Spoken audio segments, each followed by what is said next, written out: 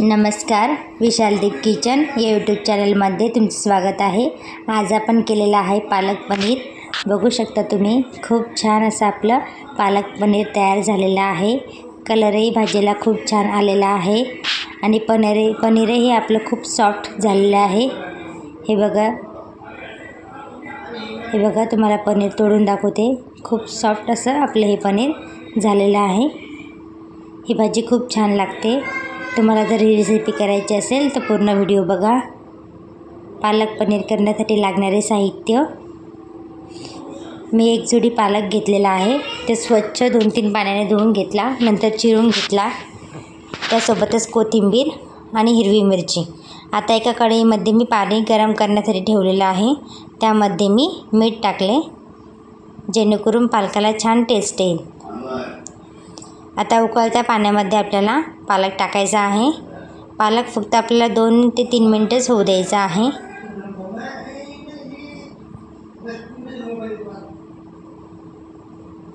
पूर्ण पालक आता आपण कढईमध्ये टाकूया।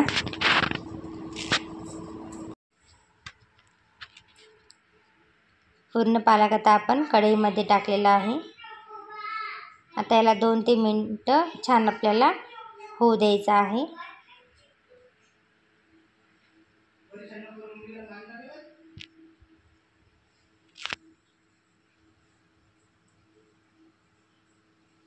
दोन 3 मिनिटं झालेलं आहे। आता पालक आपला छान झालेला आहे, तुम्ही बघू शकता।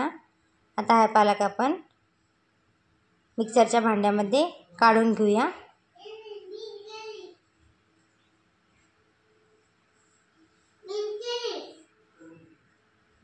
पूर्ण पालक आता मी मिक्सरच्या भांड्यामध्ये काढलेला आहे।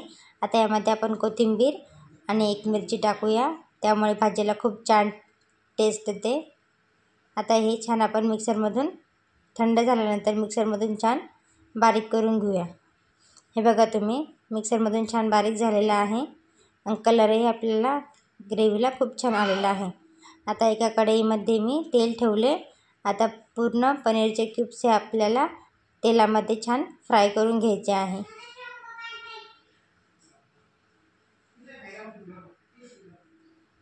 आता सर्व पनीरचे तुकडे मी फ्राय करून घेत आहे तेलामध्ये।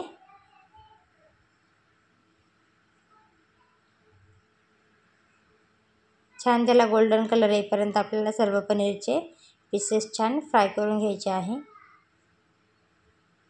हे बघा, छान गोल्डन कलर आलेला आहे। आता आपण सर्व पनीरचे क्यूब्स काढून घेऊया।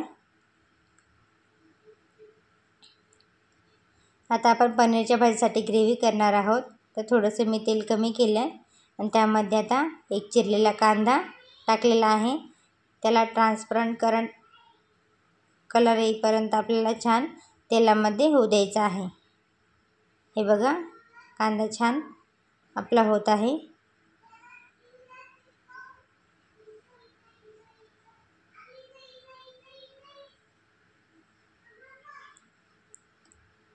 आता आपण याच्यामध्ये एक चिरलेला टोमॅटो टाकूया।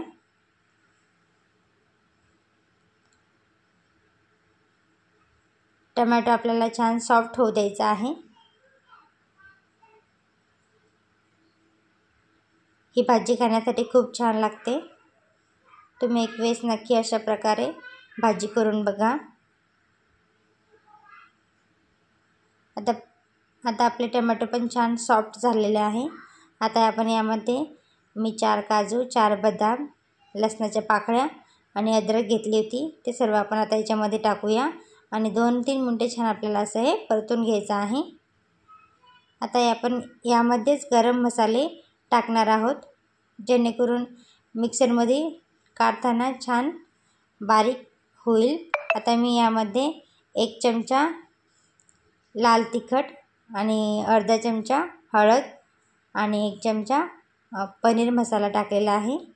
आता हे छान मिक्स करून घ्यायचं आहे आणि आता मी यामध्ये पाणी टाकणार आहे आणि थोडंसं आता हे छान आपल्याला शिजवून घ्यायचं आहे।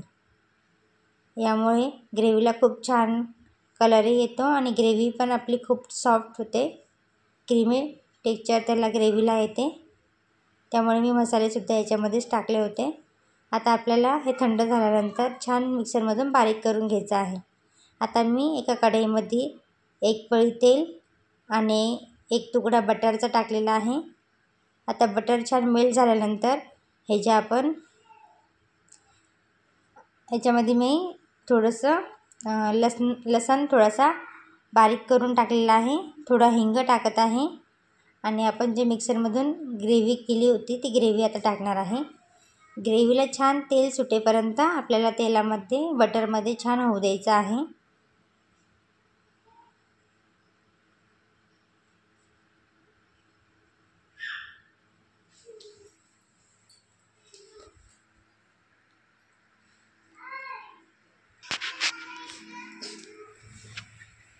आता याच्यावर आपण झाकण ठेवूया. ग्रेव्ही छान आपल्याला 2 ते 3 मिनिटे छान होऊ द्यायचं आहे. हे बघा तुम्ही, ग्रेव्ही आपली खूप छान झालेली आहे आणि कलरही छान आलेला आहे. आता आपण जे पालक काढलेला होता मिक्सरमधून, ती पालकची पेस्ट आपण याच्यामध्ये टाकूया. हे छान आपल्याला मिक्स करून घ्यायचं आहे छान.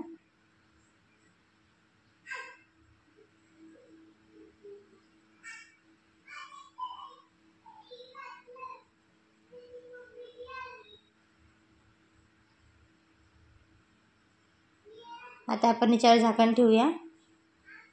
हे बघा खूप छान टेक्स्चर या भाजीला आलेला आहे. आता याच्यामध्ये आपण जे फ्राय केलं होतं पनीर ते टाकूया आणि तुम्हाला जेवढी पातळ घट्ट भाजी पाहिजे असेल तेवढं तुम्ही यामध्ये पाणी टाकू शकता. आता चवीनुसार मीठ टाकूया.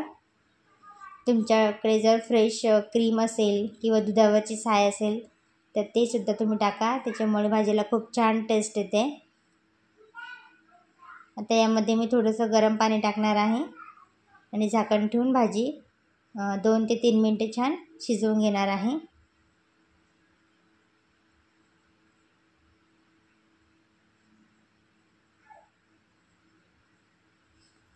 2 ते 3 मिनिटे झालेले आहे. बघा तुम्ही, भाजी खूप छान आपली झालेली आहे.